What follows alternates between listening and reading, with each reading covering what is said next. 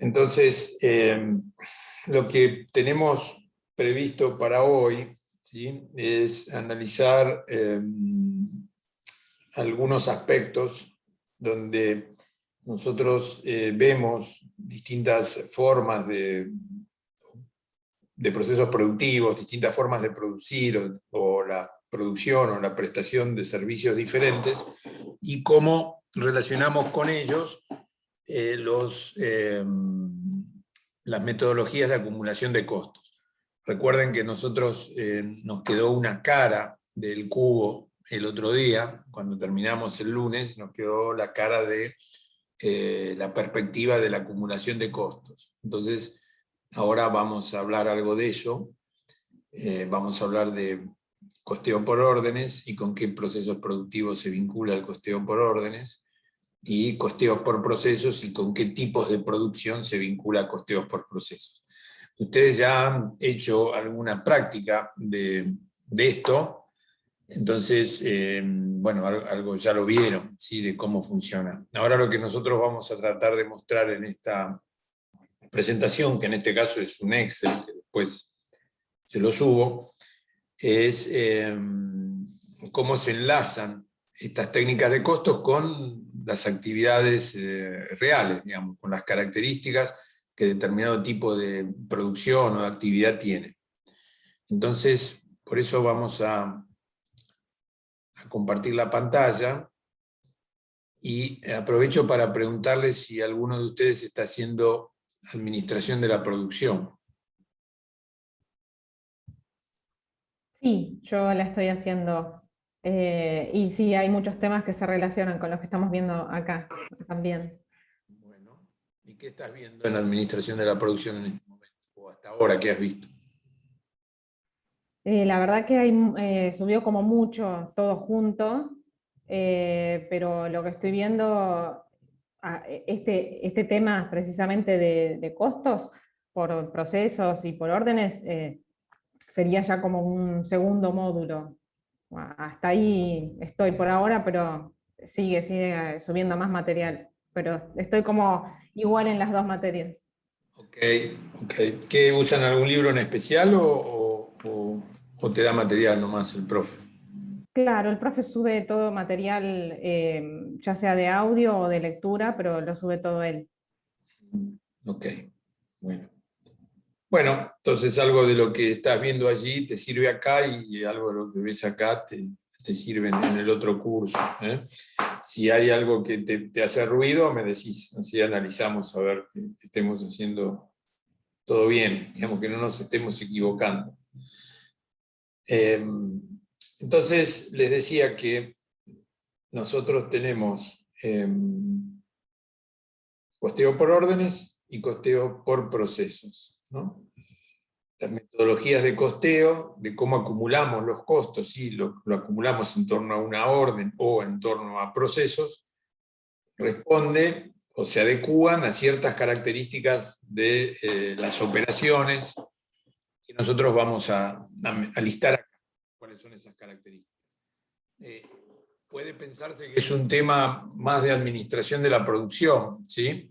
Pero bueno, es útil también para nosotros, porque el que no está haciendo administración de la producción ya lo sabe, bueno, lo verá después, y si no, se puede perder un poquito, digamos, estos aspectos, ¿sí?, que tienen relevancia cuando nosotros tratamos de acercarnos a los procesos operativos, cómo se hacen las operaciones. Pensemos que nuestra materia se llama gestión y costos, o sea, gestionamos distintas áreas de la organización, distintas funciones de la organización, entre ellas la de operaciones, y costos también. Usamos técnicas de costos para costear distintas áreas y funciones de una organización, pero con mucho relieve y con mucha importancia la parte operativa, ¿eh? Entonces acá lo que nosotros vamos a hacer es una distinción muy importante en dos tipos de operaciones: las que llamamos de flujo intermitente y las que llamamos operaciones de flujo continuo. ¿Qué idea tienen, si es que han visto, o bueno, se les ocurre, digamos, a qué nos podemos estar refiriendo con esto de flujo intermitente y con esto otro de flujo continuo?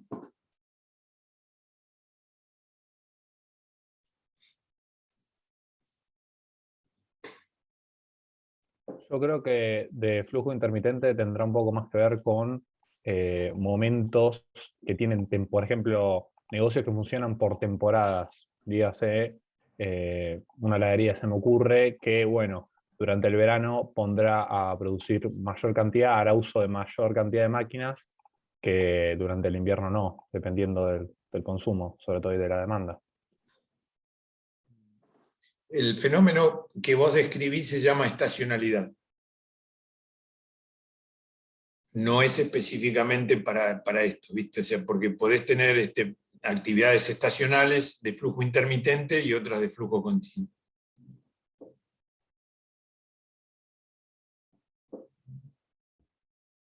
Igual vamos a tratar de ver qué es una heladería, ¿no? ¿Dónde la ponemos esta la heladería?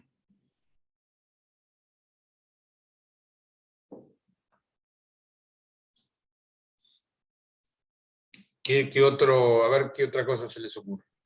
Para mí el flujo intermitente es como por pedido, por ejemplo, no sé, una mueblería donde la gente va y dice, bueno, quiero este sillón. No es como que están todo el tiempo haciendo sillones continuamente.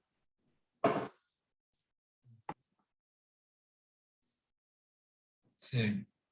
¿Y flujo continuo?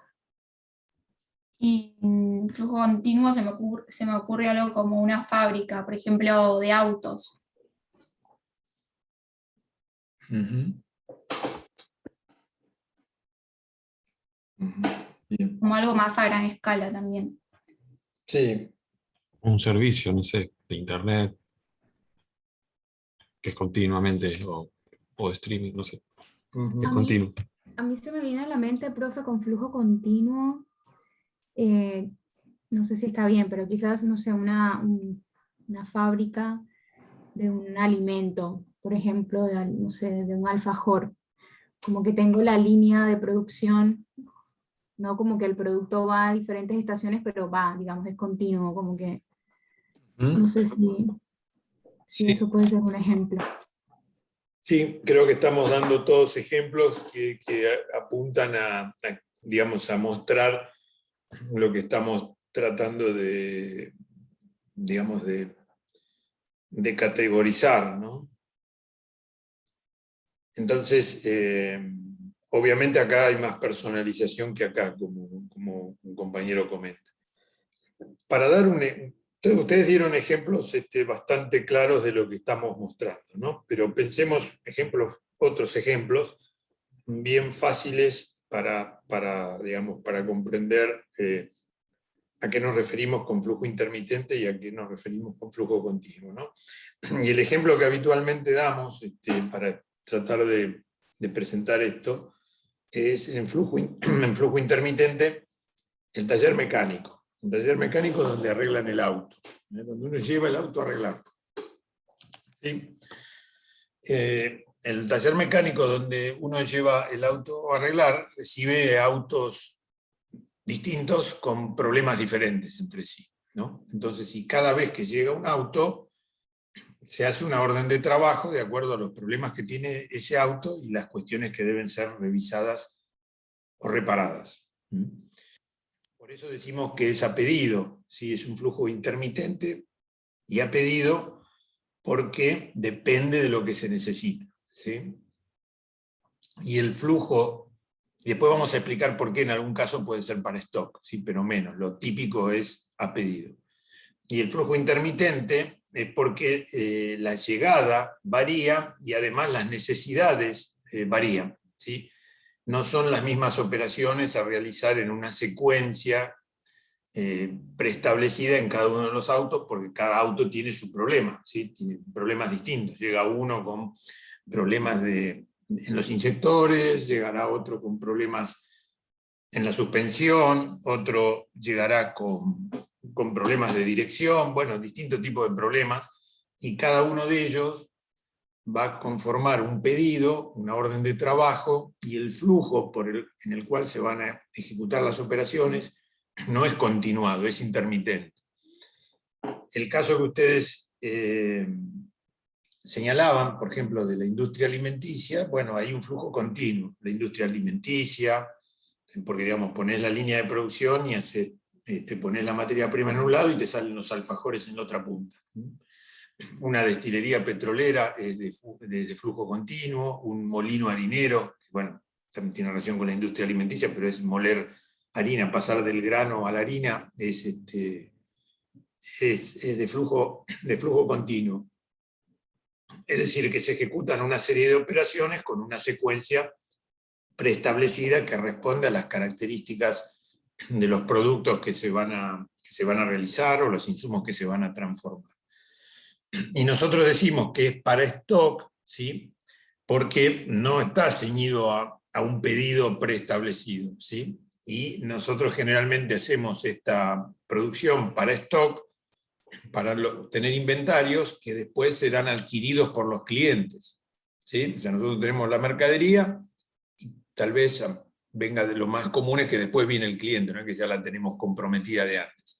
Mientras que acá lo típico es que tenemos una orden de trabajo, o sea, ya el cliente nos dijo lo que quiere hacer y nosotros lo ejecutamos. Por eso es a pedido predominante y menos casos para stock. Mientras que acá lo habitual es que sea para stock y más raro es que sea por pedido, por las características de este tipo de productos y de esta forma de producir. Entonces ahí hay una diferencia importante.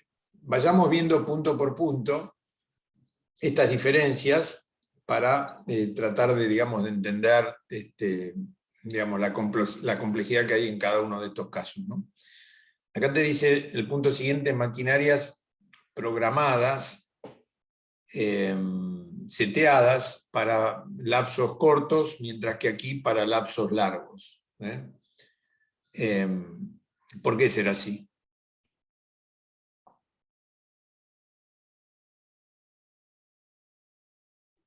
Porque no se supone que el intermitente no tiene stock, sino que es por pedido, entonces obviamente va a ser a corto plazo porque no está todo el tiempo funcionando.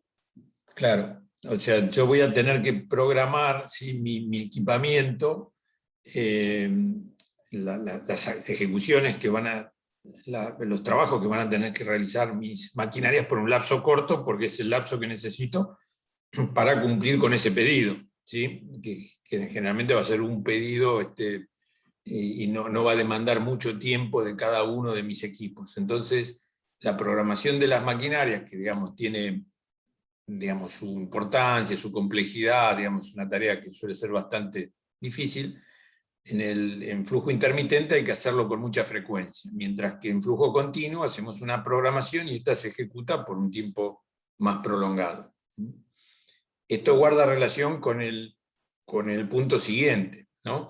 Porque el costo de preparación para cada pedido va a tener impacto.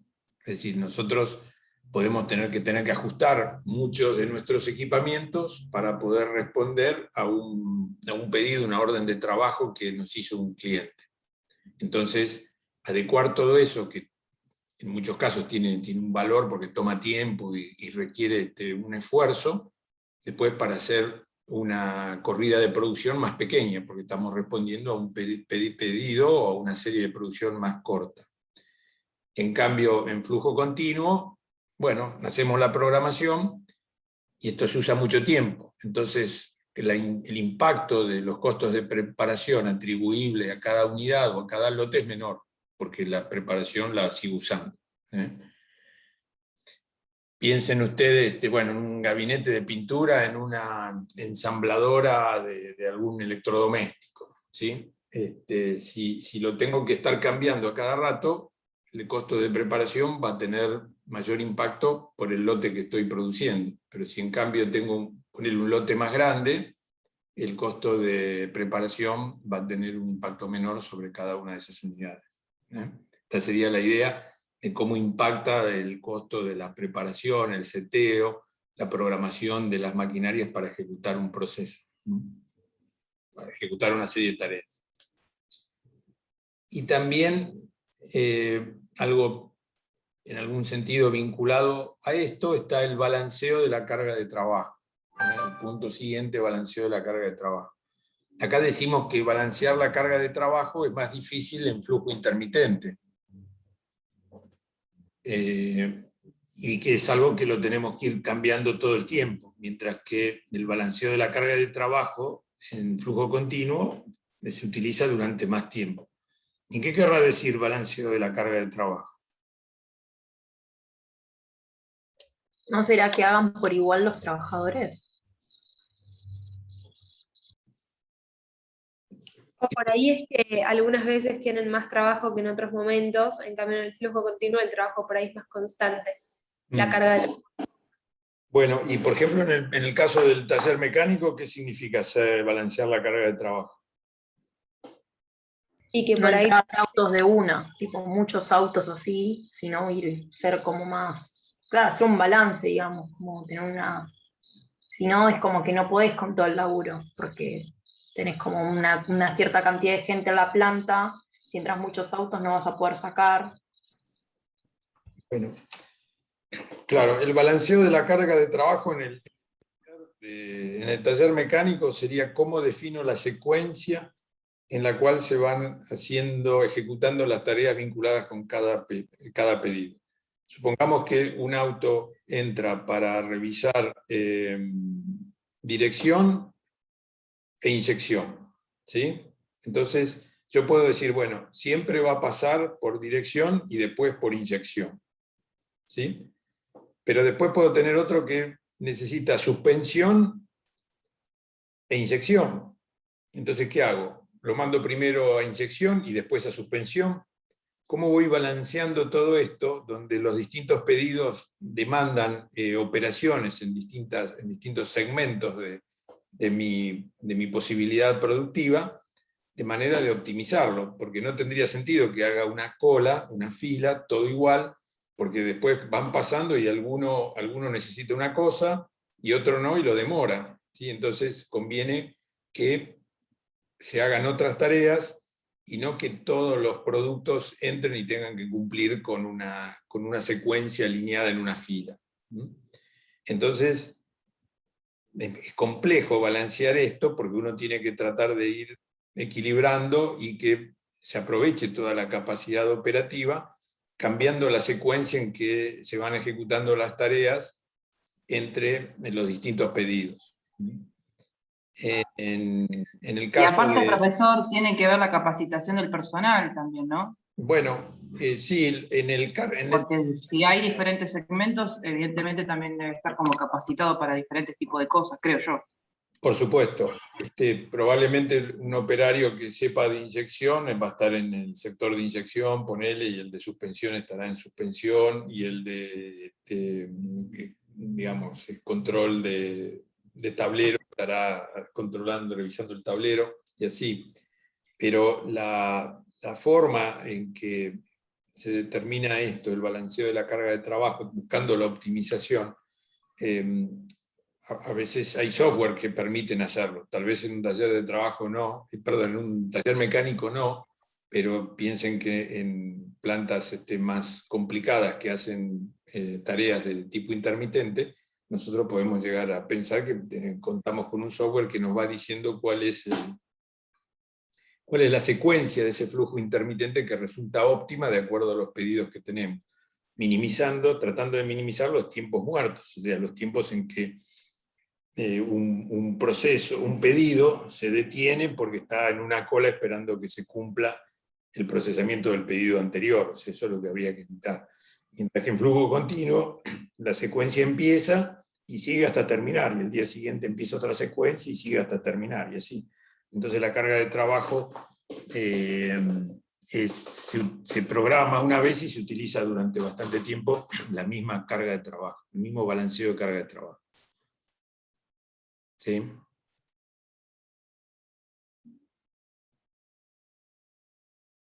Bueno, por esto mismo que estamos diciendo y porque necesitamos adaptarnos con rapidez y versatilidad a los cambios en los pedidos, el equipamiento, la tecnología relacionada con nuestro equipamiento, en el caso de flujo intermitente, debe propender a la versatilidad y a la adaptabilidad.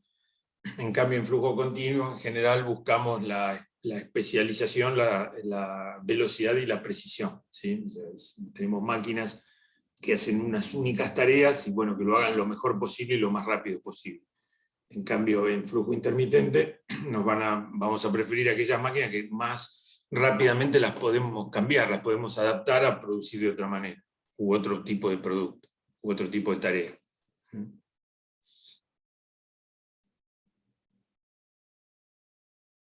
Acá te dice lo siguiente es el impacto de las interrupciones. Bueno, en el caso de flujo intermitente, el efecto de la interrupción siempre es negativo, pero es más esperable en estos casos que se produzcan algunas interrupciones. Puede suceder, digamos, porque justamente el balanceo de la carga de trabajo es más complejo. Y en general, en flujo continuo, si hay alguna interrupción, el impacto es grande. Sí, es un problema, digamos, que se pare la producción. Imaginen, paramos la destilería por algún problema, y eso nos genera costos muy altos. En cambio, si algún auto de los que tenemos en el taller queda demorado unas horas, no es mucho problema. Como bien decían ustedes antes, el personal, en el caso de flujo intermitente, tiene que tener mayores conocimientos, es conveniente que tenga mayores conocimientos, y que también sea dúctil para poder hacer tareas que a veces son diferentes, o programar equipamientos para producir para pedidos diferentes entre sí. En el caso de flujo intermitente, antiguamente se decía que bueno, las personas que trabajan en un flujo, perdón, en el caso de flujo continuo, ¿no? Lo que hablé hasta ahora es flujo intermitente. Para el caso de flujo continuo, lo que se solía decir es que la persona que se necesitaba no requería mucha capacitación porque iba a hacer siempre una misma tarea de manera rutinaria. Por ejemplo, piensen en la línea de montaje de una ensambladora de autos o de lo que sea, ¿no? Entonces, ensamblar algo, ¿sí? Un aparato. Entonces, una computadora o lo que fuere. La persona que estaba ahí ensamblando ponía unas piecitas, siempre lo mismo todo el día, poniendo las mismas partecitas, y la línea seguía después al paso siguiente, que era ponerle otras piezas. La tendencia moderna es que ese tipo de tareas se automatizan, o sea, los hace una máquina, los hace un robot. Entonces esa posición de trabajo desaparece. Ese tipo de tareas no quedan, son automatizadas. Lo que va a quedar en el caso de flujo continuo es los que controlan, digamos, todo el proceso, hacen un control global de funcionamiento del proceso, y así ya, ahí sí el personal tiene que estar altamente capacitado. En la destilería, para dar ejemplos de la destilería, hay muy poca gente trabajando en una destilería, pero sí hay ingenieros que tienen que estar muy alertas en el control del funcionamiento de todas las maquinarias que participan del trabajo de la destilería.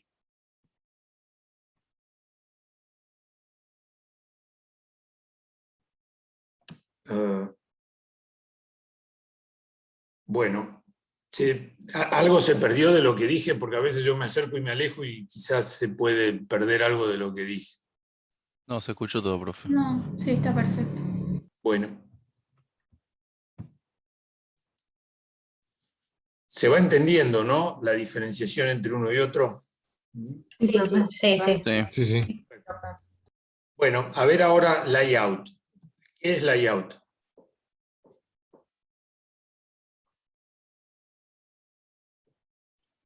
¿El diseño de cómo es el producto? No, es algo de diseño, pero no del producto. ¿De qué es? ¿Es la disposición en la que están, por ejemplo, las maquinarias con respecto al proceso? Y Sí, básicamente correcto. cómo va a trabajar la gente. El layout es cómo distribuimos las máquinas, los puestos de atención, porque el layout no solamente hay en una fábrica, ¿sí? En un hospital hay layout, en un banco hay layout, es cómo ponemos los distintos sectores, áreas, máquinas, centros de costos, oficinas que conforman las operaciones que nosotros tenemos que realizar, ¿no? Desde ya que siempre vamos a apuntar a tener un layout bueno, eficiente, y un layout eficiente va a ser aquel que nos reduzca los movimientos, porque digamos, si nosotros tenemos un trámite, ¿sí? Que tiene el paso 1, paso 2 y paso 3. Bueno, en el edificio no pondré el paso 1 ponerle en el primer piso, el paso 3 en el 10º, el paso 2 en el 4º. Trataré de hacer una secuencia más lógica. Entonces, lo mismo para distribuir las máquinas en las plantas. Bueno, en todos lados donde se hacen tareas hay un diseño de layout, ¿sí? Y nosotros lo que decimos es que en producción de flujo intermitente tenemos un layout por proceso y el layout en flujo continuo es por producto. ¿Y qué quiere decir esto? Bueno, quiere decir que en flujo intermitente lo que nosotros hacemos es agrupar el equipamiento de acuerdo a la función o la tarea que tienen que cumplir, o el proceso que tienen que ejecutar. Las máquinas que nos sirven para revisar la inyección del vehículo, los vehículos que vengan, las vamos a tener todas juntas. Las que nos sirven para analizar y arreglar la suspensión estarán todas juntas en otro lado. O sea, están agrupados de acuerdo a las tareas o procesos operativos que tienen que ejecutarse. Después el vehículo va pasando de un lado al otro tratando de optimizar esa secuencia. Esa es la carga de trabajo, ¿sí? En cambio, en flujo continuo decimos que tenemos un layout por producto porque nosotros planteamos el layout de acuerdo a la secuencia con que se va a ir cumpliendo las etapas de producción de ese producto. Supónganse, en el caso de la fábrica de alfajores, bueno, podremos tener una línea para hacer tal tipo de alfajor, desde que ponemos la materia prima hasta que sale el alfajor, y otra línea quizás para otro alfajor o para otro producto alimenticio, una galletita que nosotros hagamos. El layout va a ser en función del producto, ¿sí? Entonces es mucho más difícil determinar un layout eficiente por proceso que por producto, sobre todo porque ya conocemos más o menos en el por producto cómo es. En cambio en el de proceso por ahí nos viene algo nuevo y distribuirlo al principio va a ser mucho más difícil, porque no tenemos esa experiencia. Correcto. Sí, es así. Es así. Sí, es correcto eso. Esa primera complejidad difiere uno de otro. Después hay otras cuestiones, bueno, técnicas que siempre influyen cuando uno diseña el layout, bueno, de necesidades de ventilación, distintos problemas que puede haber, pero bueno, pero la idea es así. O sea, a priori es más simple imaginar una secuencia de un layout por producto que una por proceso.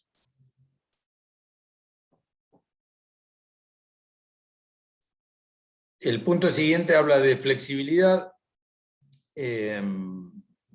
Bueno, todo lo que es intermitente tiene que ser más ágil porque van cambiando los trabajos que hay que hacer. En cambio, si es de flujo continuo, es todo más, puede ser más rígido, no necesita ser tan flexible. Dice mayor dependencia del mercado, está puesto acá porque de alguna manera producimos para stock, digamos, y en el otro caso ya tenemos los clientes, ¿no? En flujo intermitente tenemos diversificación, tenemos posibilidad de diversificar, tenemos más posibilidad de customizar, o sea, hacerlo de acuerdo a los pedidos de los clientes.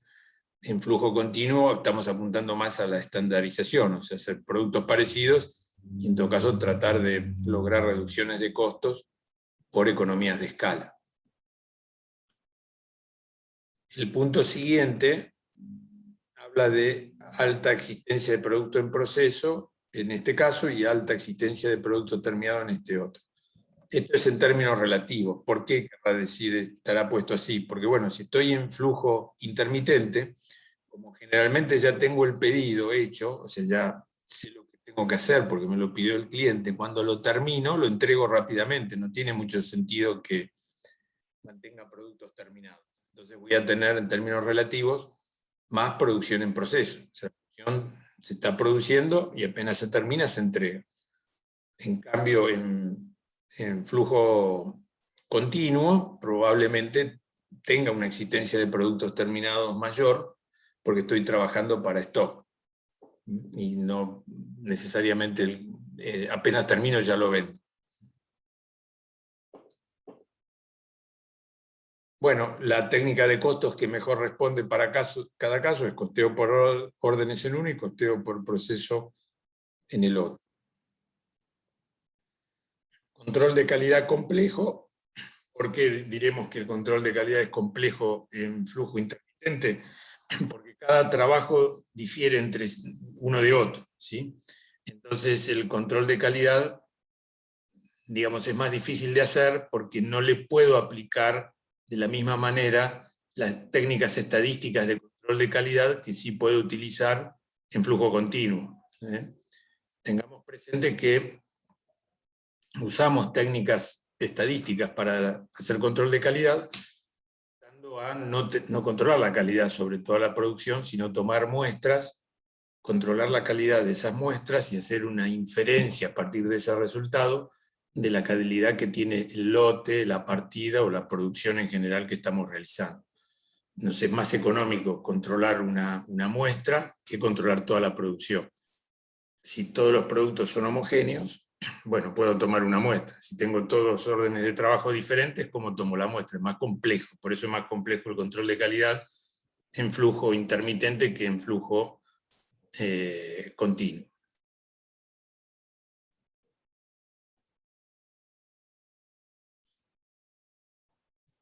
Acá, importancia de los plazos de entrega.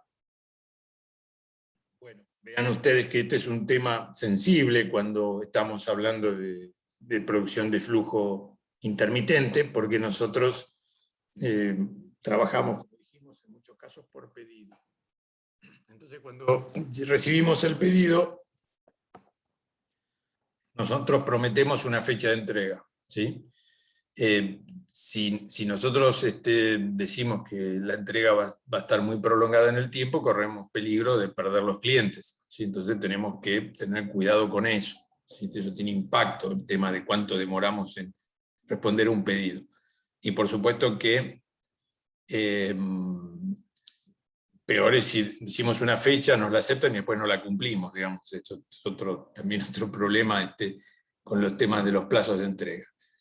En cambio, cuando trabajamos en procesos, en actividades, en producción, que es de flujo continuo, generalmente podemos contar o pensar que vamos a contar con stocks, ¿sí? Generar esos stocks como para responder a los pedidos y que el tema del plazo de entrega no sea un factor crítico o problemático para nuestras operaciones, porque tenemos stocks ya hechos. Esto se relaciona con el punto siguiente, y es la capacidad de producción. ¿Sí? ¿Cómo defino la capacidad operativa? Piensen ustedes que cuando nosotros estamos en flujo intermitente, y ahora volquémonos al ejemplo de los servicios, ¿no? En el caso de servicios. Los servicios no se pueden estoquear, ¿sí? El servicio se da, la mayoría de los servicios se da en el momento, si tenés capacidad de dar el servicio, y si no, no lo podés dar. O sea, no podés acumular servicios ya elaborados pendientes de entrega, ¿sí? Nosotros vamos al médico y el médico nos atiende ahí, no podemos tener el médico no puede tener previamente el resultado de nuestra atención porque no nos atendió.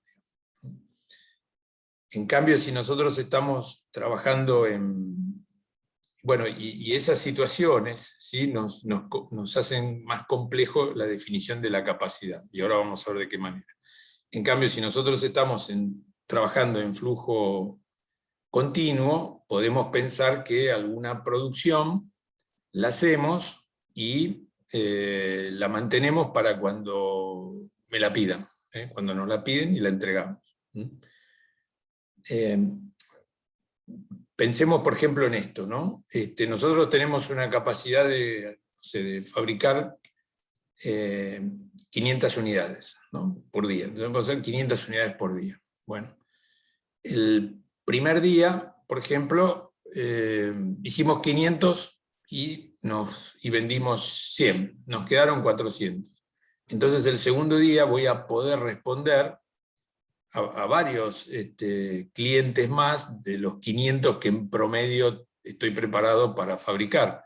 Porque como tengo 400 de stock, si me piden 700, yo lo puedo vender sin ningún problema porque es el stock que tenía de antes. Y entonces he atendido a los clientes del primer día que pidieron 100 y a los clientes del segundo día que pidieron 700 con mi capacidad de hacer 500 por día. Pero piensen que es un servicio que no lo puedo estoquear, ¿no? ¿Qué va a ocurrir? Bueno, el primer día tengo capacidad de atender a 500 pacientes, clientes, lo que quieran, darles un servicio, por ejemplo. Vinieron 100, bueno, atendí los 100. Al segundo día vienen 700 y yo solo puedo atender solo 500. No tengo capacidad para atender 700. Entonces ahí hay un tema complejo para definir la capacidad, ¿sí? La capacidad operativa.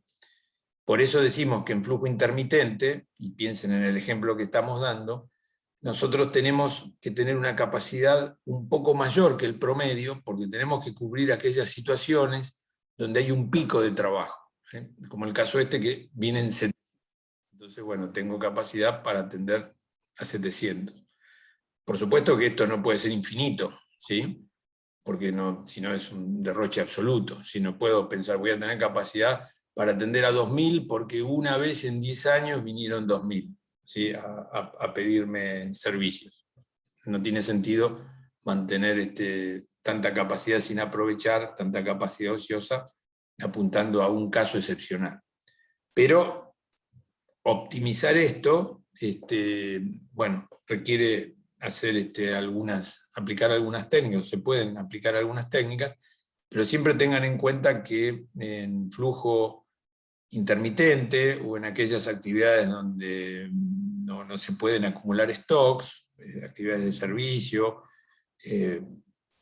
la mayoría de ellas, nosotros tenemos que tener alguna capacidad un poco superior al promedio para cubrir algunas situaciones de mayor demanda. En el restaurante, ¿cuántas mesas pongo en el restaurante? Pongo mesas suficientes para atender los clientes que vienen el día miércoles. Bueno, pero ¿qué pasa? El día sábado vienen más clientes. Entonces, ¿qué pasa el sábado? Entonces no me sirve porque el sábado van a venir más y yo solamente tengo capacidad para atender la cantidad de clientes que suelen venir el día miércoles. Pero yo digo, bueno, pongo la de que vienen los del día sábado. Sí, pero hace 5 meses hubo un evento especial y entonces hubo mucha más gente o vinieron mucho más clientes porque había una reunión cercana y salieron y vinieron al restaurante y yo no tenía capacidad para atenderlos porque tenía solo lo del sábado y ese día vinieron más. ¿Qué hago entonces? ¿Defino la capacidad todavía más que lo del día sábado, del promedio del sábado? Y no, porque quizás eso fue un acontecimiento único que pasa una vez cada tanto, y entonces, bueno, no me conviene estar preparado para cubrir una capacidad que es excepcional, ¿sí? Entonces ahí, bueno, ese día, si vuelve a ocurrir, perderé de atender a algunos clientes. Esto, en realidad, de alguna manera, y de forma mucho más dramática, se vio con la capacidad en todo el mundo, no solo en Argentina, con la capacidad de atención de los centros de salud cuando fueron exigidos por el problema de la nueva enfermedad. Estaban diseñados para atender determinadas necesidades de servicio de salud que no contemplaban una epidemia, ¿sí? Como la que tuvimos el año pasado. Entonces, en muchísimos países quedaron desbordados porque no estaban preparados los sistemas de atención para tanta afluencia toda junta.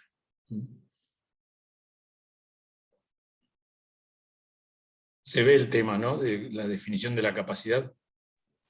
Sí, se entiende.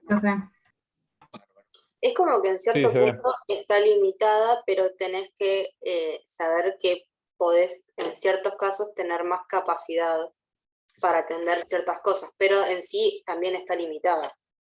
Sí, claro. Se busca un óptimo, ¿sí? En realidad lo que se hace es hacer algunas mediciones respecto de, bueno, la demanda que tenés, hacer análisis estadísticos para ver qué probabilidad hay de que un determinado día tenga una demanda superior en un 60%. Y así, entonces después veo si me conviene o no cubrir esos casos a los cuales le puedo asignar alguna probabilidad de que suceda.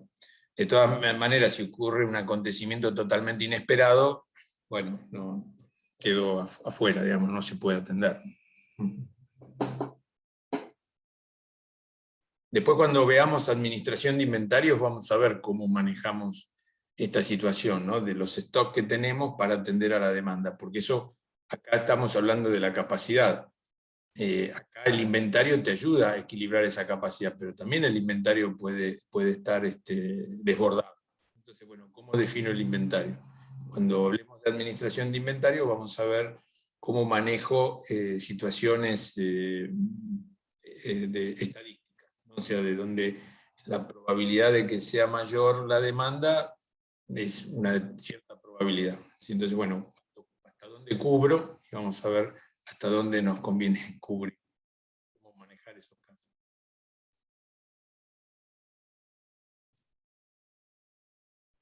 Bueno, acá el punto siguiente te dice menor capital, mayor capital, y esto es porque en general el equipamiento para flujo intermitente suele ser menos costoso que de flujo continuo, donde habitualmente las máquinas son más importantes, más grandes, están preparadas para producir series mayores y en consecuencia cuestan más y entonces requieren mayor inversión de capital. Y lo de abajo se infiere de lo anterior: si hay menos capital, bueno, el riesgo es menor, ¿sí? Y si hay mayor capital, el riesgo es mayor. Siempre, si ponemos más capital, corremos más riesgos. Si ponemos menos capital, arriesgamos menos. Acá el punto siguiente de análisis dice menor rentabilidad con grandes volúmenes y mayor rentabilidad con grandes volúmenes. O sea, te dice, si el volumen crece mucho, tal vez la rentabilidad no sea tan grande porque nosotros no estamos preparados para atenderla. En cambio, el flujo continuo generalmente está diseñado, está preparado para grandes volúmenes y entonces tenemos mayor rentabilidad.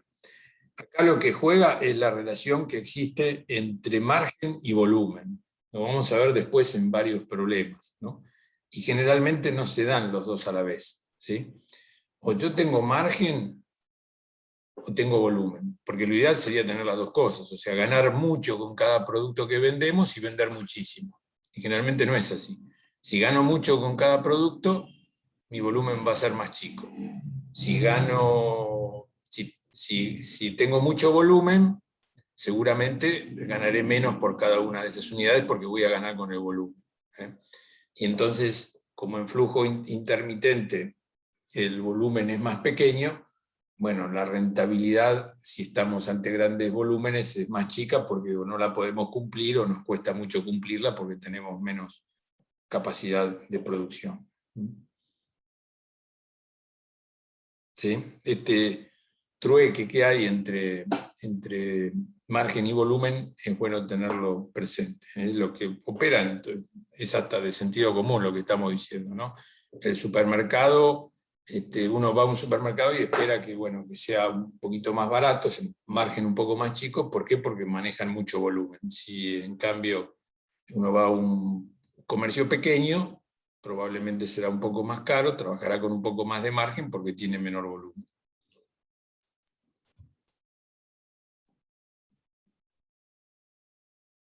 Y acá estamos poniendo algunos ejemplos. El taller de maquinado, bueno, es como el taller mecánico que dijimos, ¿no? Estos son talleres igual que para hacer distintas piezas, distintos tipos de componentes de maquinarias, o trabajar o procesar sobre otras máquinas que nos piden que hagamos, hacer matrices, etc. industrias químicas, refinería de petróleo, ¿sí? Ejemplos en este caso. Comerciales, una librería, porque si no vamos a comprar insumos de oficina, cada cliente hace su pedido como quiere o como necesita, y bueno, y hay que responder a ese pedido. Si lo que hacemos es comercializar commodities, el commodity es igual, entonces es un continuo, digamos, un flujo continuo y no intermitente. En el caso de servicios, por ejemplo, acá tienen una agencia de publicidad, organizará sus... Bueno, acá en una agencia de publicidad no serán una orden de trabajo, una orden de pedido, será un proyecto. Recuerden que dijimos que los proyectos son como órdenes, pero más complejas, más importantes y más extensas en el tiempo. Entonces, en la publicidad, bueno, se trabajará por una orden de un cliente, una campaña de un cliente, un proyecto de algún cliente, pero será uno para cada cliente. Digamos, por ahí algunos será parecido, pero en realidad lo vamos a hacer de acuerdo a lo que nos pide cada cliente. En una clínica médica se hará lo que cada paciente necesita. En flujo continuo ya podemos poner bueno, actividades de correos. Acá igual lo de correo, ¿ves? Tiene alguna característica un poco distinta, porque si bien casi todo el proceso de actividad de correos puede ser considerado de flujo continuo, al final del camino hay una personalización porque depende de dónde hay que entregar cada cosa. Entonces no es igual. Algo parecido pasa con los bancos y bueno, también con la educación, porque digamos, decimos, bueno, cada carrera es un flujo continuo, digamos, empezar la carrera, das las materias y terminas. Cada materia empezás el curso, das el curso y terminas. De todas maneras, nosotros... Profe, se le baja mucho el volumen últimamente cuando habla. Bueno, no sé si es el micrófono. Me voy a acercar un poco más. Pero me parece que es un tema de micrófono. No sé si es porque usted se aleja. No, y probablemente, sí, probablemente sea eso. Pero, ¿se llegó a comprender o quedó algo sin...? Lo último ya a mí se me cortó completamente. Bueno, ¿lo repito? Por favor, lo último, bueno, me quedo. Okay. Yo les estaba comentando el caso de actividades de servicios, ¿no? De flujo intermitente, y ponemos una agencia publicitaria, que la agencia publicitaria elabora las campañas de acuerdo a lo que le piden los clientes. Acá, más que un pedido, podemos hablar de un proyecto, ¿sí? Porque elaborar una campaña publicitaria para un cliente tiene una dimensión superior a un pequeño pedido. Recuerden que nosotros hablamos de que había órdenes, procesos y proyectos, ¿no? Entonces, el proyecto era como una orden de mayor relieve, mayor duración en el tiempo, mayor complejidad, y bueno, una campaña publicitaria tendrá esas características. En el caso de una clínica médica, como está puesto acá, bueno, de alguna manera llega un paciente, se le hace un diagnóstico y se dice qué tratamiento va a recibir, y es como un pedido. Entonces el flujo es intermitente, porque de acuerdo a los pacientes que lleguen y los problemas de salud que traigan. Y acá está puesto como actividades de flujo continuo el correo, los bancos y las instituciones educativas.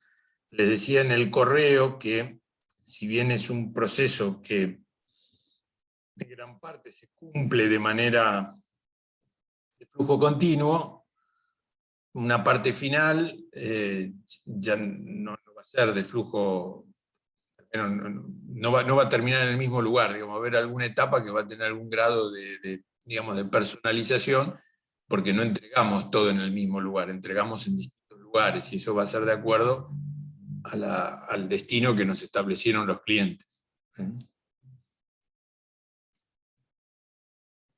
¿Ahora se oye? Sí, profe.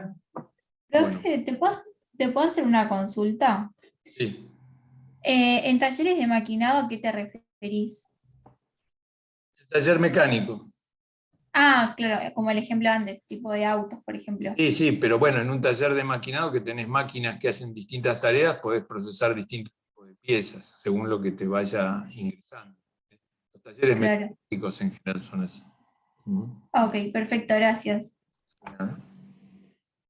Bueno, y acá está señalado como casos especiales porque tiene algunas características que los diferencian. Como dijimos, producir por proyecto, la producción por lotes y la línea de montaje, que tiene algunos atributos medio mezclados, ¿no? Por eso está puesto como casos especiales. Y acá a continuación puse ejemplos que saqué de un libro, de un texto de administración de la producción. Este es un texto que, bueno, uno de los textos que hay sobre administración de la producción. Y entonces los ejemplos están armados en una matriz, donde ven acá está puesto el flujo, ¿sí? Continuo, intermitente por proyecto, y en las columnas está trabajando, está puesto si se trabaja para inventario, o sea, para stock, o si se trabaja por pedido. Y después están los ejemplos. Antes comentaron lo de las plataformas de Internet o las redes de Internet. Es un flujo continuo, una producción continua, porque la plataforma y la red está siempre disponible, pero cada usuario usa lo que le interesa. Por eso ahí entraría lo del pedido. Y bueno, y así tienen los distintos ejemplos. En este otro cuadro está puesto también desde más o menos lo mismo, digamos, los ejemplos vistos desde dos perspectivas, ¿no? El ciclo de vida del producto, ¿sí? Arrancando con bajo volumen y baja estandarización, y terminando, digamos, en alto volumen y alta estandarización, aunque esto no siempre es así. Hay productos que nunca van a llegar a ser de alto volumen, porque siempre están pensados y tienen una funcionalidad para ser, por ejemplo, de bajo volumen. Y por este otro lado, la estructura del proceso, el ciclo de vida del proceso. Entonces, cómo es el flujo, cómo se va automatizando el flujo. Bueno, y ejemplos, ¿ven? Para pasar de una imprenta comercial, ¿sí?, a una refinería de azúcar, que sería lo más estandarizado. Porque pones la materia prima y sacás el producto, y productos principales y subproductos de determinadas características, y no te salís de eso.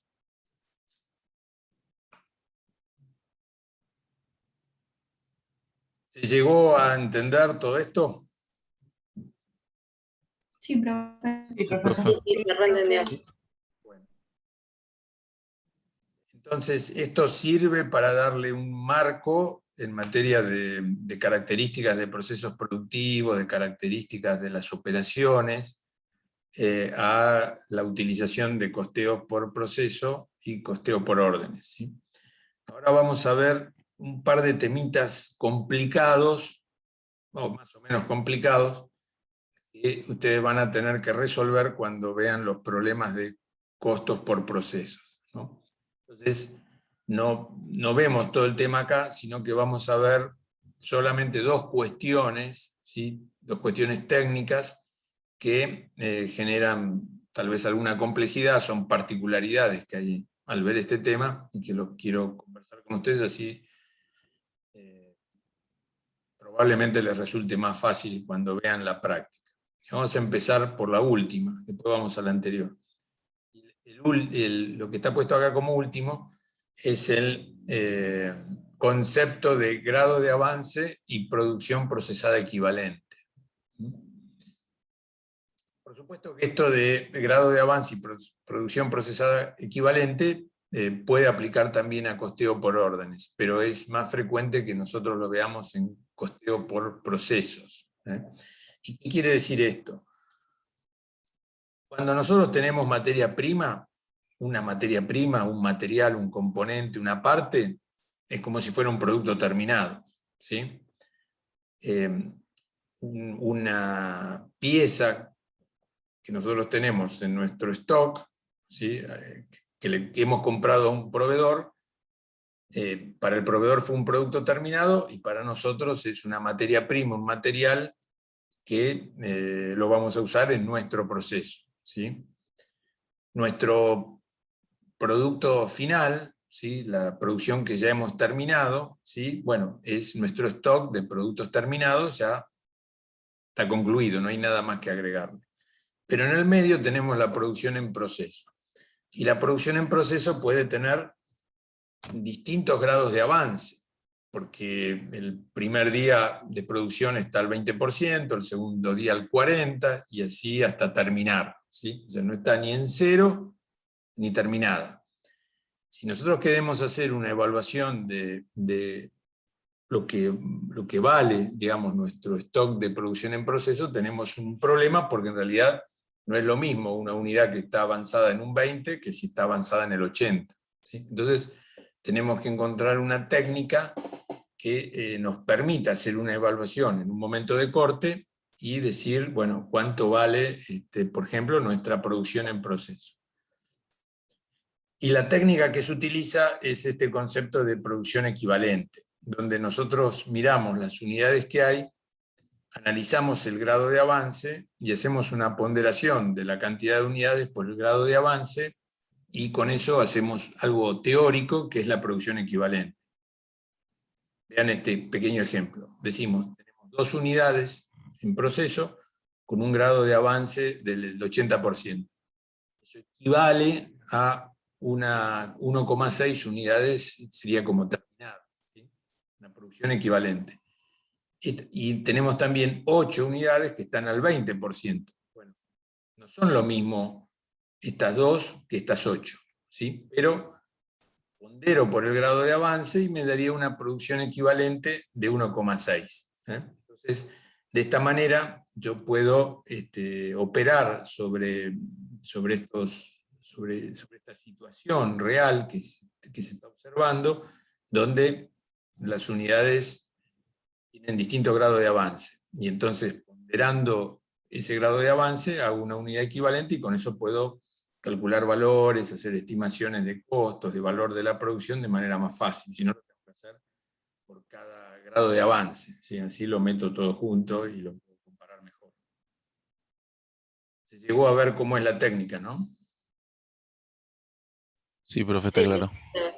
No es muy difícil el concepto pero bueno, hay que conocerlo, ¿sí? Es básico, es principal, muy utilizado para evaluar el valor de inventario de la producción en proceso. Y ahora vamos a ver el otro, que es un poquito más complicado, que es el concepto de el tratamiento de los desperdicios, las fallas, las mermas de carácter extraordinario.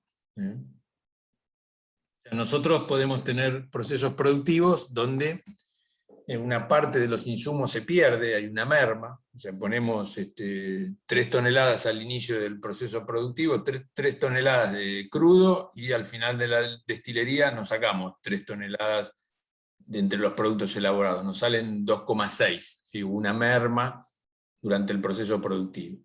Nosotros podemos producir 5.000 camisas, pero sabemos que normalmente hacemos 5.000 camisas y nos van a salir 200 falladas. Lo consideramos como una falla, por ejemplo, normal, y lo otro lo consideramos como una merma normal, ¿sí? En definitiva, podemos genéricamente decir que son desperdicios que se producen en los procesos productivos. Los 2 ejemplos que di los consideramos normales, o sea, son propios de estos procesos productivos que se genere un cierto desperdicio. Es normal, es característico, es aceptable, es propio de la producción. En consecuencia, que ocurra ese desperdicio no significa que estoy teniendo un mal desempeño de tipo extraordinario y que implicaría eso reconocer una pérdida, porque como estoy trabajando es de acuerdo a lo normal. Entonces, no hay una pérdida excepcional si estoy trabajando como se indica en el proceso normal.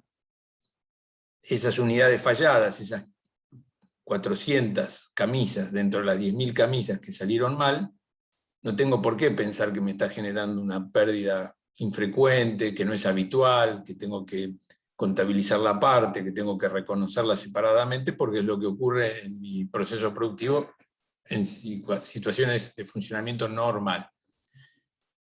Pero puede ocurrir que el desperdicio sea superior al que espero que normalmente ocurra. O sea, en lugar de tener 400 camisas falladas, tuve 800, ¿sí? La merma, en lugar de ser 400 kilos, fue de 1000. Entonces ahí ya empieza otro problema, y es, bueno, pero la producción que salió bien no tiene por qué cargar con pérdidas relacionadas con producción que falló. Los costos vinculados a la producción que falló hay que medirlos y considerarlos una pérdida, y no tienen que estar como costos de la producción que salió en buen estado. No es correcto tratarlo de esa forma. Es engañoso tratarlo de esta forma. La producción en buen estado no tiene por qué cargar con las deficiencias, los errores, las fallas, los problemas que se pueden haber producido se pueden haber generado en el proceso productivo. Entonces allí viene el problema de cómo medimos esto, cómo medimos estas situaciones. Entonces entran los conceptos de, acá genéricamente, todo este tema de la falla, los llamamos desperdicios, y entonces vamos a tratar de ver cómo medimos los desperdicios, que son extraordinarios, ¿sí? O sea, que salen de lo normal, y que son los desperdicios que voy a computar. Les voy a asignar un valor para que ese valor sea una pérdida, ¿sí? No salió en buen estado, esto es una pérdida. Lo mido y le asigno un valor que va a ser una pérdida. Y la producción en buen estado no carga con esos costos. Entonces repasemos los conceptos que tenemos puestos acá, ¿no? Nosotros sabemos que, hablando de pesos, de unidades monetarias, tenemos la existencia inicial de productos en procesos, los costos de transformación, de los costos que cargo por el proceso de transformación, le resto la existencia final de productos en procesos y tendré la producción terminada. Pero ¿qué más voy a tener? Si todo sale bien, tengo solo la producción terminada. Si algo falló fuera de lo previsto, tendré que sumarle el desperdicio extraordinario computable, el valor asignado a ese desperdicio extraordinario computable. Vamos a ver en unidades. En unidades tendré la existencia inicial de productos en proceso, medido con el criterio de producción equivalente que explicamos antes. Sumado a eso, la producción procesada computable, restado la existencia final de productos en proceso, ¿sí? Y de este modo tendré, la igualdad de esta será la producción terminada y el desperdicio extraordinario computable. Bueno, esto es cómo funcionan estas ecuaciones, que más o menos es lo que hemos visto, ya sabemos que esto es así. Lo que le estamos agregando es el concepto de desperdicio extraordinario computable. Vamos a tratar de meternos a medir o a evaluar qué hacemos con el desperdicio extraordinario computable. Entonces veamos lo siguiente. Producción procesada computable es lo que se hace en un determinado periodo. Lo que se hace en un determinado periodo será producción en buen estado más el desperdicio extraordinario computable. Si lo reemplazamos, tenemos esta igualdad, que esto es la misma fórmula que está acá, donde he reemplazado producción procesada computable por producción en buen estado más desperdicio extraordinario computable. Bueno, con esto lo que nosotros queremos mostrar es que la producción que hacemos en un periodo nos puede haber salido bien o nos puede haber salido mal. Y dentro de lo que nos salió mal, habrá una parte computable y otra que tal vez no. Pero bueno, ahora vamos a ver de qué manera manejo esto. metámonos en el tema de los desperdicios. Nosotros decimos que los desperdicios totales son la suma de desperdicios normales más desperdicios extraordinarios. Normal es lo que les comentaba antes en el ejemplo, y extraordinario lo que sale de lo que es normal, lo que supera el rango normal. Entonces, si nosotros expresamos el desperdicio normal como un porcentaje de la producción en buen estado, ¿sí? Diremos el desperdicio normal será producción en buen estado por la tasa de desperdicio normal. Es decir, podemos decir, bueno, de 10.000, ¿sí?, unidades, yo acepto como un desperdicio normal que el 1% me salga mal. Tendré 10.000 unidades y hago producción en buen estado 10.000, tolero que me salga mal el 1%, serán 100 unidades, 100 unidades de desperdicio. Eso es lo normal, ¿sí? Si ocurre eso, si trabajo con ese rango de desperdicio normal, todos los costos de la producción estarán en las unidades que me salieron bien. Pero si hay más unidades de desperdicio, tengo que analizar cómo evalúo el desperdicio extraordinario. Y acá entra un detalle importante, ¿sí? Digamos, la complejidad que tiene este tema viene acá. El desperdicio extraordinario computable no es igual al desperdicio total menos el desperdicio normal. No es igual. ¿Y por qué no es igual el desperdicio extraordinario computable al desperdicio extraordinario? Porque piensen ustedes esto, si esas unidades que salieron mal, ¿sí?, hubieran salido bien, también habrían generado un desperdicio, ¿sí? Entonces, dentro de este desperdicio extraordinario, hay una parte computable y otra parte que no es computable, en la medida que se espere que exista un desperdicio normal, que haya una tasa de desperdicio normal. Entonces tengo que ver dentro de este desperdicio extraordinario qué parte es computable. ¿Ven? Y acá está puesto la fórmula. El desperdicio extraordinario será el desperdicio extraordinario computable por la tasa de desperdicio normal más el desperdicio extraordinario computable. Todo eso forma el desperdicio extraordinario. Una parte computable y otra parte que no es computable. Profe, una consulta. Sí. El desperdicio normal, usted recién dijo que si estaba, o sea, dentro de lo normal, supongamos que el 1% sean 100 unidades, al momento de calcular los costos de los productos que salieron bien, ¿se incluye en todos? O sea, ese desperdicio normal es soportado por el resto de los productos. Por los que salieron bien, claro. Por los que salieron bien. Ya después de que supera las 100 unidades, ahí sí no lo soporta. No lo soporta y hay que hacer esta cuenta. Ok, perfecto. ¿Cuánto de los que superó las 100 es computable y cuánto no? Perfecto. ¿Qué significa que era computable y no computable, profesor? Una pregunta. Computable significa que le apropiamos costos que van a terminar siendo pérdidas. Y no computable es que no le apropiamos costos. Ok, gracias. Entonces, vean ustedes acá cómo está formado el valor del desperdicio extraordinario. Tiene una parte computable y después tiene esta otra parte, que es la tasa de desperdicio normal aplicada sobre el desperdicio extraordinario computable. Es lo que les decía antes, es como si hubieran hecho bien las unidades, habrían también generado un desperdicio normal. Entonces, el computable no puede ser igual al extraordinario, porque dentro del extraordinario habrá la parte de desperdicio computable y una partecita de ese desperdicio extraordinario computable que si hubieran salido las cosas bien no lo habría tomado como desperdicio computable. Sería el desperdicio normal de esas unidades. Entonces, ven, acá tienen esta ecuación, es la fundamental. Profe, Sí. perdón que te interrumpa, una pregunta, porque no sé si entendí bien y justo se me cortó como un poquito. Sí, o sea, siempre hay un desperdicio entonces normal y a veces hay que sumarle como un extra, algo así sería. No Bueno, entendí lo último. Está bien. Puede haber o no puede haber un desperdicio normal.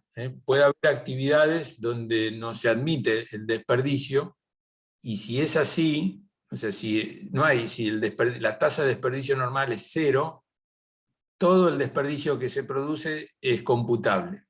Es extraordinario y computable. Ok.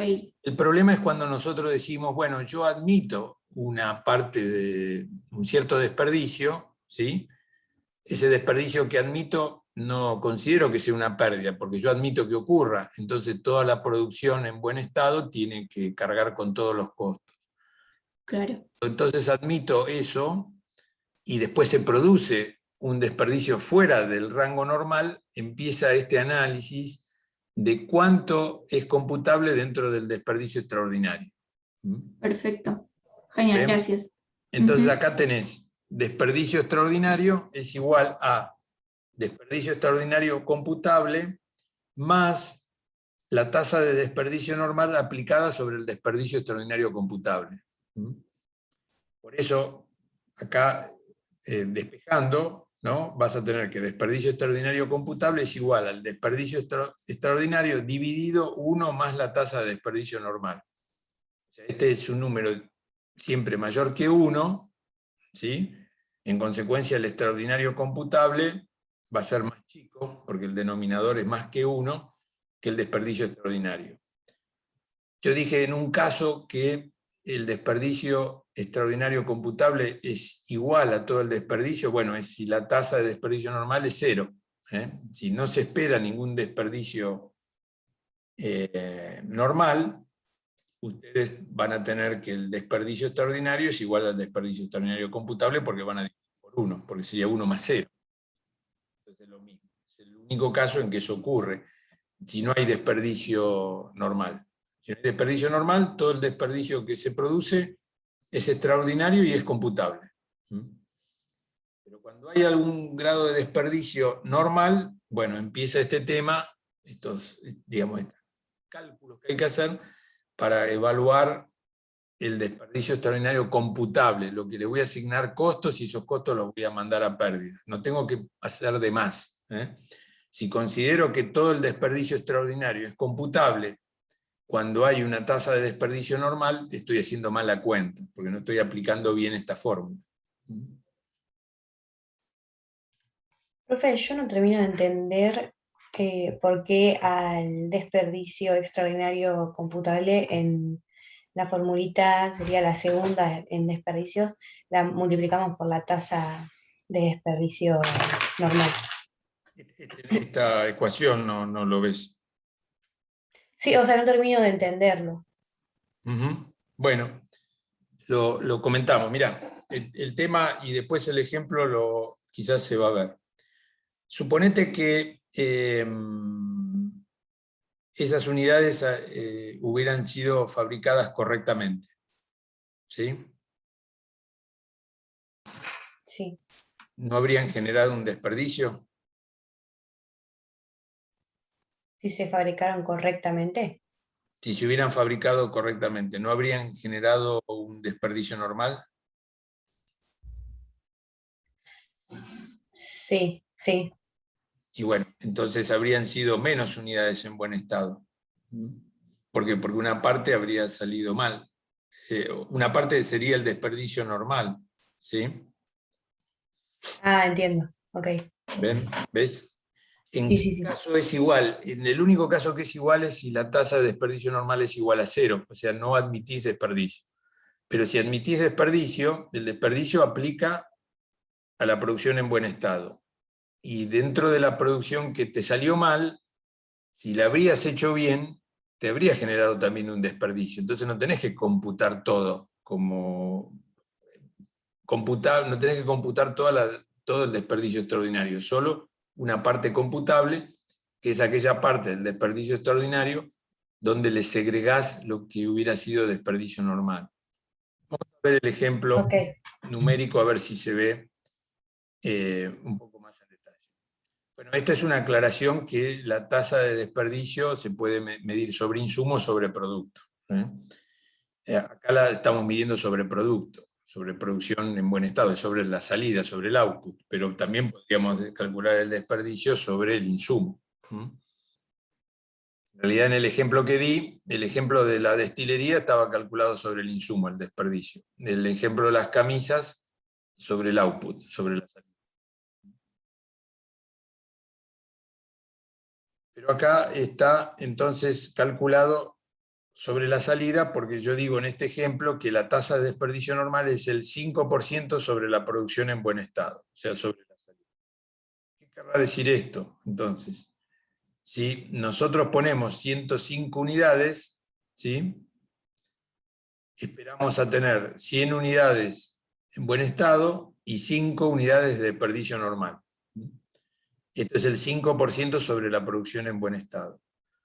Si queremos hallar el porcentaje equivalente de este desperdicio calculado sobre producción en buen estado, calculado sobre los insumos, va a pasar a ser el 4,76, no el 5, porque el 5 estaba calculado sobre 100.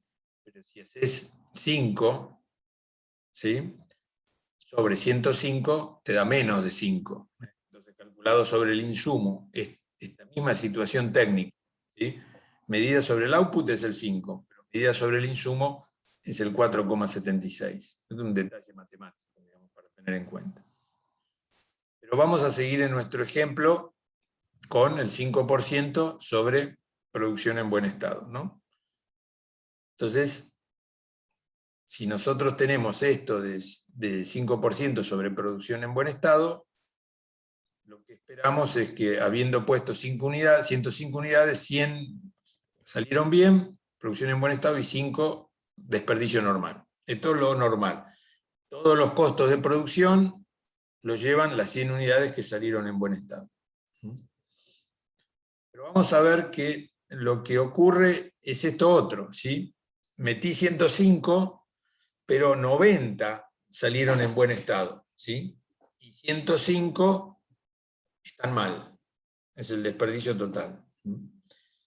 Ahí ya veo que hay una parte de ese desperdicio total que será desperdicio normal, y otra parte será desperdicio extraordinario, y tengo que ver cuánto es el computable de ese desperdicio. Entonces, ¿cómo razono este problema? Lo razono así. Nosotros tenemos un desperdicio total de 15, ¿sí? Entonces, sabemos que la tasa de desperdicio normal es 5% sobre la producción en buen estado. Calculo el 5% de 90, que es la producción que obtuve en buen estado, y me da que el desperdicio normal calculado sobre la producción en buen estado es 4,5. De 4,5 a 15 tengo una diferencia de desperdicio extraordinario de 10,5. Entonces quiero saber qué parte de este desperdicio extraordinario es computable y qué parte no. Entonces el razonamiento que hago es el siguiente. Van a ser 10 de desperdicio extraordinario computable, porque 10 multiplicado por el 5% me va a dar 0,5 unidades de desperdicio normal calculado sobre el desperdicio extraordinario computable, y eso llega a las 10,5 unidades de desperdicio extraordinario. ¿Ven? Entonces, estas unidades de desperdicio extraordinario computable generan también un desperdicio normal que no va a recibir costos. Lo que yo voy a costear, finalmente, le voy a asignar costos, va a ser a las 90 unidades que salieron bien, ¿sí?, y a 10 unidades de desperdicio extraordinario computable. Fíjense ustedes, 90 más 10 da 100, que sería como lo que hubiera ocurrido si hacía todas las cosas bien, ¿sí? Si hubiera hecho todo bien, tendría 100 unidades en buen estado, pero no me salió todo bien. Entonces yo digo, bueno, me salieron 90 bien, y va a haber 10 computables de lo que no me salió bien. Porque en definitiva 5, ¿sí?, va a ser siempre la tasa de desperdicio normal. En este caso, aplicado sobre 90, producción en buen estado, y el 5% aplicado sobre 10 unidades de desperdicio extraordinario computable. ¿Ven? Por eso no es el computable 10,5, sino es 10. La que acabamos de comentar. ¿Se ve? Profe, ¿puedo hacer una consulta? Sí, cómo no. Los 10 de desperdicio extraordinario computable, ¿cómo lo saco? Bueno, es 10,5 el desperdicio extraordinario dividido 1 más la tasa de desperdicio normal. Perfecto. Y otra consulta. Siempre el desperdicio lo calculo en base a la producción que me salió bien, no a la... O sea, en base a los 90 en este caso y no a los 105. No, bueno, acá está planteado así. Podría haber sido la tasa para aplicar sobre el insumo. Ok. Este problema está planteado así, ¿viste? O sea, la tasa de desperdicio normal aplicada sobre la salida, sobre el output, pero podría estar dado sobre el insumo. Perfecto, perfecto. Listo. Valores. Lo único que para que sea equivalente, en lugar de 5, tendría que ser de 4,76, ¿viste? Para calcular sobre el insumo. Perfecto, gracias.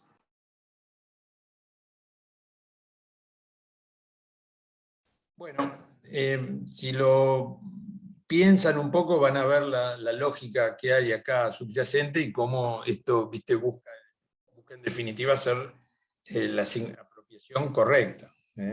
Porque Profe, una pregunta, perdón.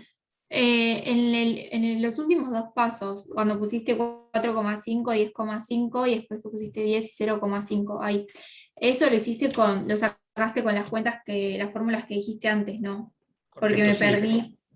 No, Okay. Si vos usás las cuentas que vimos antes, sale esto, pero lo repetimos, mirá, 90 por el 5% te da 4,5. ¿Sí? Sí. Este es el desperdicio normal sobre las unidades en buen estado, ¿no? Entonces, después, 15 del desperdicio total, ¿sí? Menos el desperdicio normal sobre las unidades en buen estado, te da un desperdicio extraordinario de 10,5. ¿Sí? Ah, claro. Pero el desperdicio extraordinario no es el desperdicio extraordinario computable. Entonces ponemos 10, estos 10,5, ¿sí? Van a ser igual a 10 dividido 1.05. Y ese es, ahí eso sí que no entendí. ¿Por qué 0,5? ¿Eso de dónde sale el 0,5? No entiendo. Lo último. 5 es el 5% de 10. Es esta forma. Ah, ok. Ahí. Profe, ¿qué significa, o sea, qué implica en el desarrollo lo no computable, el desperdicio extraordinario no computable? O sea, los 0,5 que te quedan. Bueno, esto significa que no tiene costos. No le atribuís costos a esto. ¿Qué lo pones como un gasto? No, nada. En la cuenta, cuando vos haces la apropiación de los costos de producción, decís, bueno, mis costos de producción, ¿entre qué lo distribuyo? Y los distribuyo, que son la producción procesada computable. Producción en buen estado más desperdicio extraordinario computable. Va a estar dentro del resto de la producción en buen estado y del desperdicio extraordinario computable. Como si fuera desperdicio normal. Bueno, gracias.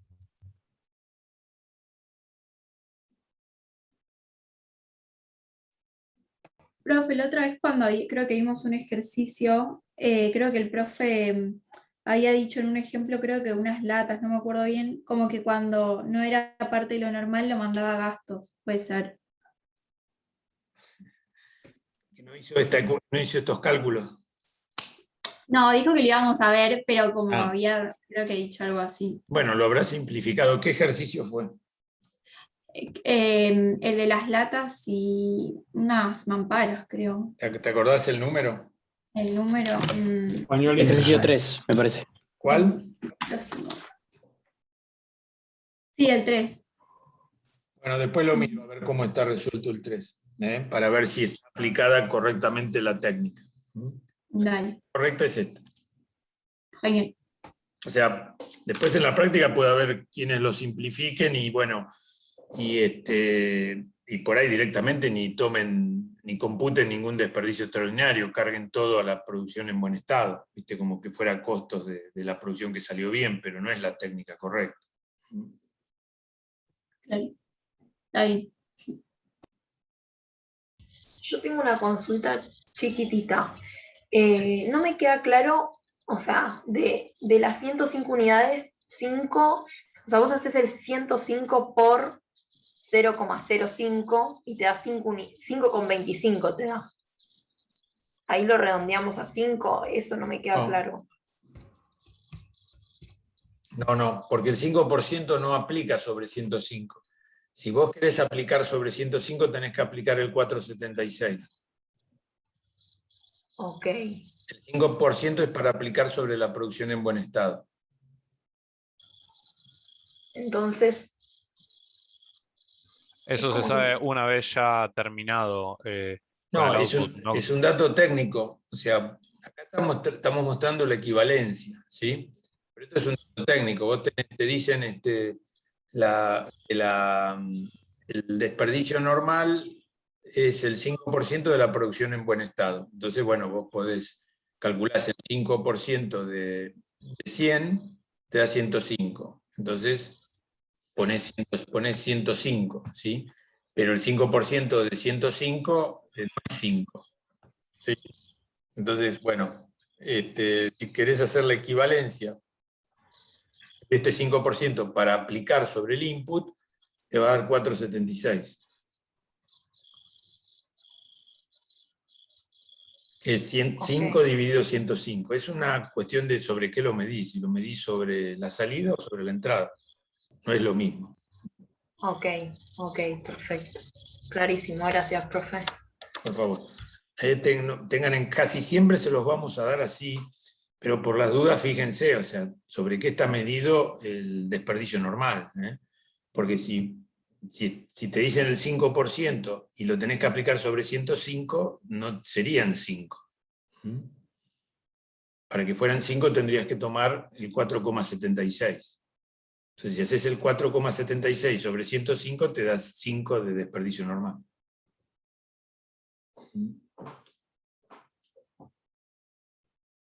¿De acuerdo? Perfecto, profe. Bueno, es un poco algebraico esto, ¿no? Pero bueno, hay que tratar de manejarlo y no equivocarse, no confundirse.